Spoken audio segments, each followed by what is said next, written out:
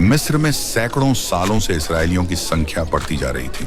यूसुफ और उसके भाइयों के समय में वे मिस्र में बस गए थे, लेकिन समय के साथ मिस्र का राजा बदल गया। एक नए फिरौन ने सत्ता संभाली, जिसे यूसुफ और उसके कामों का कोई ज्ञान नहीं था। उसने देखा कि इसराइलियों की आबादी तेजी से बढ़ रही है और उन्हें खतरे के रूप में देखा। उसने सोचा, अगर ये लोग अधिक शक्तिशाली हो गए तो किसी युद्ध के समय हमारे दुश्मनों के साथ मिलकर हमें हरा देंगे। इस डर से फिरौन ने उन्हें गुलाम बना लिया, लेकिन उनकी संख्या कम नहीं हुई। अंत में उसने एक क्रूर आदेश दिया कि हर नवजात इजरायली लड़के को नील नदी में फेंक दिया जाए। ऐसे कठिन समय में एक लेवी परिवार में एक लड़का पैदा हुआ। उसकी मां ने जैसे ही उसे देखा, उसे छिपाने का फैसला किया। 3 महीने तक उन्होंने उसे छिपाए रखा, लेकिन जब और छिपाना संभव नहीं हुआ तो उसकी मां ने एक टोकरी बनाई।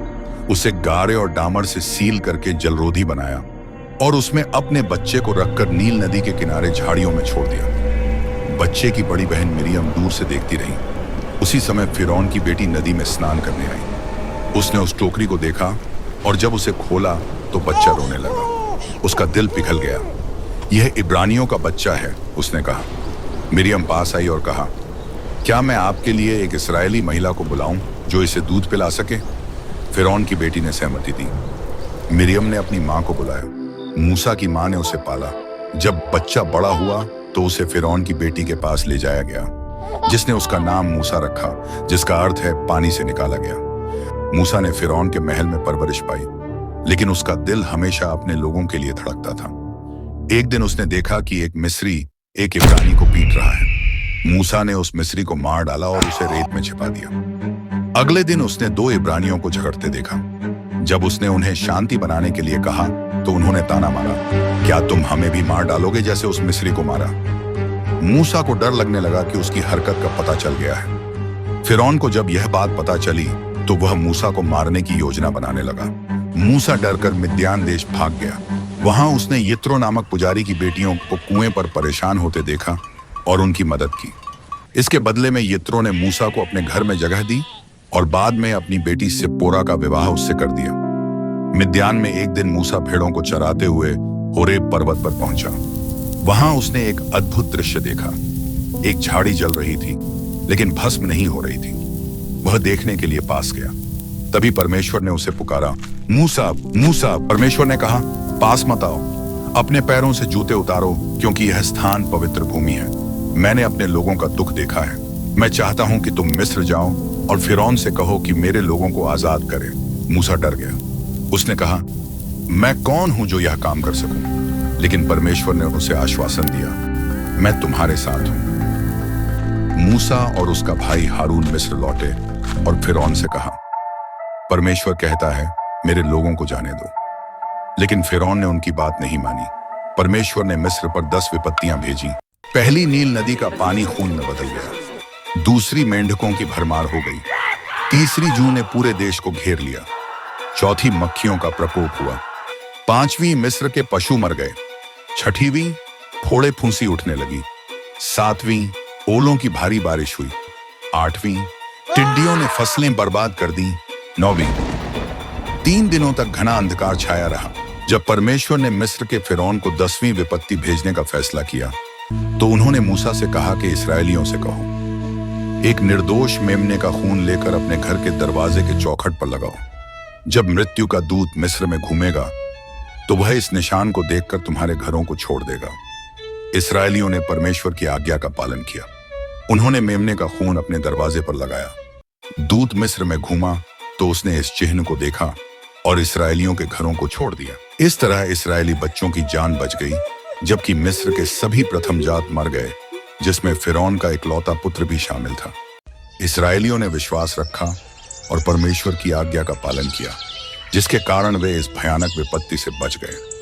अंततः फिरौन ने हार मान ली और इस्राएलियों को जाने दिया। मिस्र से निकलने के बाद फिरौन ने फिर से इस्राएलियों का पीछा किया। जब वे लाल सागर के किनारे पहुंचे तो मूसा ने परमेश्वर से प्रार्थना की। परमेश्वर ने सागर को विभाजित कर दिया और इस्राएली सूखी भूमि पर चलकर पार हो गए। मिस्र की सेना ने उनका पीछा किया, लेकिन सागर का पानी लौट आया और उनकी सेना डूब गई। जब इस्राएली लाल समुद्र पार करके माराह पहुंचे तो उनके पास पीने के लिए पानी नहीं था। वहां जो पानी था वह बहुत कड़वा था, इसीलिए उस जगह का नाम माराह पड़ा, जिसका अर्थ है कड़वा। लोग प्यास से तड़पने लगे और मूसा से शिकायत की। मूसा ने परमेश्वर से प्रार्थना की और परमेश्वर ने एक लकड़ी दिखाई। जब मूसा ने वह लकड़ी पानी में डाली तो पानी मीठा हो गया और इसराइलियों ने अपनी प्यास बुझाई। मर्रा से आगे बढ़ने पर इसराइली सिन के जंगल में पहुंचे। वहां भोजन की कमी हो गई और लोग मूसा और हारून से शिकायत करने लगे। उन्होंने कहा, हम मिस्र में रहते हुए मरे होते, कम से कम वहां हमें खाने को रोटी और मांस मिलता था। परमेश्वर ने उनकी भूख मिटाने के लिए आकाश से मन्ना बरसाया। मन्ना सफेद रंग का और स्वाद में मधु के समान था। शाम को परमेश्वर ने बटेर भेजी, जिन्हें इसराइलियों ने पकाया और खाया। सिन के जंगल से रेफिदीम तक की यात्रा में फिर से पानी की समस्या खड़ी हो गई। प्यास से बेहाल लोग मूसा से झगड़ने लगे। मूसा ने परमेश्वर से मदद मांगी। परमेश्वर ने मूसा को एक चट्टान पर छड़ी मारने का निर्देश दिया। जैसे ही मूसा ने चट्टान पर छड़ी मारी, उसमें से पानी निकल आया और लोगों की प्यास बुझ गई। लेकिन एक और समय आया जब लोग दोबारा प्यासे हुए। इस बार मूसा क्रोधित हो गया क्योंकि लोग बार बार शिकायत कर रहे थे। परमेश्वर ने मूसा से कहा कि वह चट्टान से केवल बोले, पर मूसा ने गुस्से में चट्टान पर 2 बार लाठी मारी। पानी निकला और इसराइलियों ने अपनी प्यास बुझाई। इसके बाद इसराइली सिनै पर्वत के पास पहुंचे। कुछ समय बाद परमेश्वर फिर से पर्वत सीनाई पर आए। मूसा परमेश्वर से मिलने के लिए सीनाई पर्वत पर चढ़ गए। वहां परमेश्वर ने मूसा को 10 आज्ञाएं दी। मूसा पर्वत पर कई दिनों तक रहे और इस दौरान वह इसराइलियों के बीच नहीं लौटे। मूसा के लंबे समय तक न लौटने पर इसराइली अधीर हो गए।